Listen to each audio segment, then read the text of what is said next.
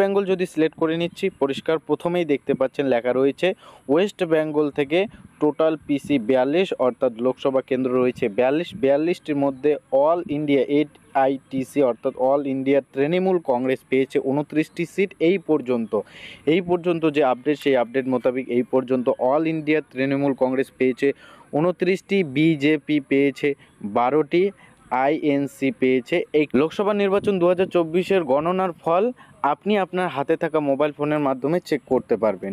পশ্চিমবঙ্গে কোন দল কয়টি সিট পেল, বিজেপি কয়টি পেল, টিএমসি কয়টি পেল, কংগ্রেস কয়টি পেল, CPIM কয়টি পেল, সেটা মোবাইলে দেখতে পারবেন।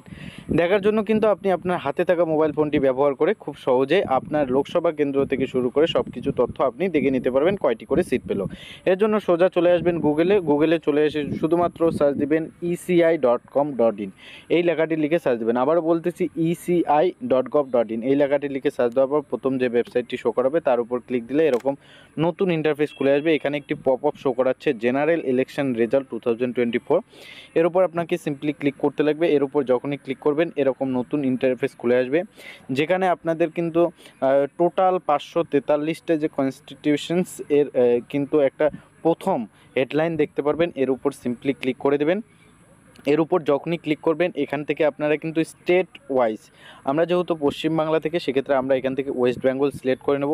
ওয়েস্ট বেঙ্গল যদি সিলেক্ট করে নিচ্ছি, পরিষ্কার প্রথমেই দেখতে পাচ্ছেন লেখা রয়েছে ওয়েস্ট বেঙ্গল থেকে টোটাল পিসি 42, অর্থাৎ লোকসভা কেন্দ্র রয়েছে 42টির মধ্যে অল ইন্ডিয়া AITC অর্থাৎ অল ইন্ডিয়া তৃণমূল কংগ্রেস পেয়েছে 29টি সিট। এই পর্যন্ত যে আপডেট, সেই আপডেট মোতাবেক এই পর্যন্ত অল ইন্ডিয়া তৃণমূল কংগ্রেস পেয়েছে 29টি, বিজেপি পেয়েছে 12টি, INC পেয়েছে 80।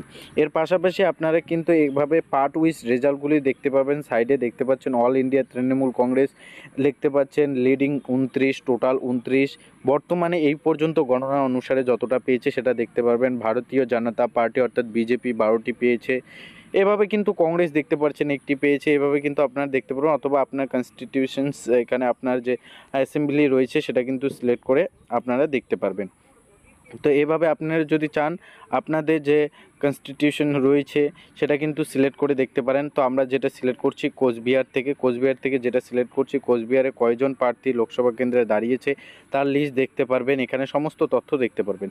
তো এভাবে খুব সহজে আপনার লোকসভা কেন্দ্র থেকে শুরু করে পশ্চিমবঙ্গে কে কয়টি সিট পেল সেটা কিন্তু আপনি আপনার হাতে থাকা মোবাইল ফোনে দেখতে পারেন। তো এটাই কিন্তু আপডেট জানানোর ছিল।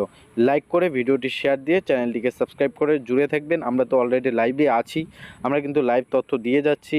বর্তমানে কয়টি কে সিট পেল, বর্তমানে কি অবস্থায় রয়েছে গণনা, সেটা কিন্তু লাইভ আকারে চলছে, আপনারা কিন্তু সেটা চেক করতে পারবেন লাইক সেকশনে যেয়ে।